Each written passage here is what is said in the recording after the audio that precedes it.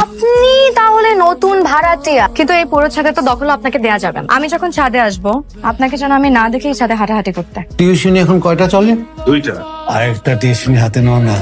না uncle, pressure হয়ে যাবে। এমনিতে তো আমার নিজের পড়াশোনা আছে। আমি ভাবছিলাম কাজলের জন্য একটা ফুল টাইম টিউটর দরকার। এখন তুমি যদি ফুল টাইম না পড়ো, অন্তত সপ্তাহে একটা দিন ওকে একটু দেখা দাও না।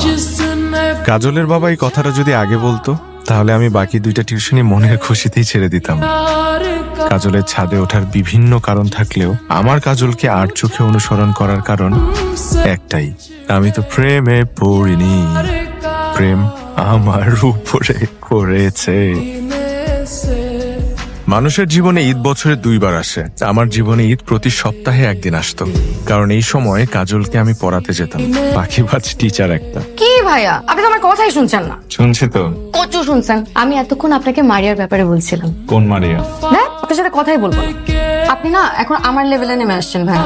পড়াশোনার ব্যাপারে আমার মনোযোগ যেমন, আমার ব্যাপারে আপনার মনোযোগ ঠিক তেমন। আপনি শুনেন না মারিয়ার কি হয়েছে। মারিয়ার বাসায় আপনার মতন একটা বুড়া বেটা পড়াইতো। আমার মত? তার মতন না, আপনার থেকে একটু বয়স বেশি আর কি। ওই বুড়া বেটা তো রীতিমতন মারিয়াকে শুধু পড়ায় নাই, পটাই ফেলছে। মারিয়া তো ছোট মানুষ, বুঝছেন না, আমার থেকে বড় গাধি। এ কারণে বুড়া বেটার প্রেমে পুরা একদম হাঁপুডুবু খেয়ে ডুবে ডুবে যাওয়া অবস্থা। মারিয়ার বাসায় তো বিয়ের কথা চলতেছে, বুঝছেন না। সুন্দরী মেয়ে, তাড়াতাড়ি বিয়ে দিয়ে ভাগাই দিতে হবে। কিছুদিন আগে কি হয়েছে জানেন? মারিয়াকে তো খুঁজে পাওয়া যাচ্ছে না। শুধু মারিয়াকে না, মারিয়াকে যে বাসায় পড়ে তো বুড়া বেটা, ওটাকেও খুঁজে পাওয়া যাচ্ছে। এখন বুঝছেন কি অবস্থা। আমার সাথে যদি কখনো এরকমই ঘটনা ঘটে না, আমি তো শিওর আমি পালাই যাবো। আমিও। দেখ ভাইয়া, আপনি খালি দুষ্টামি করেন। চান ভাই, আপনি কই যাবেন? আমার ভার্সিটিতে। আমাকে নামাই দেন। তোমার কলেজ না উল্টা দিকে? 100 থেকে 90 পর্যন্ত গুনেন। 199, 98। উল্টো দিকে গুনতে তো ঠিকই পারেন, তাহলে উল্টো দিকে যেতে অসুবিধা কোথায়? আমার পকেটে যদি 40-50 টাকা আসে, তাহলে আপনাকে কোনো অসুবিধা আছে? না, আমার কি আছে? ওইটাই। আহা, দাঁড়িয়ে আছেন কেন, উঠেন। আমার উল্টা দিকে কেন?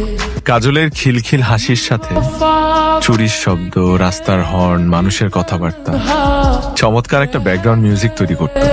প্রেমে পড়লে গাড়ির হর্নের শব্দ সানাই সুরে কানে বাজে, এখন যেমন আমার বাচ্চা।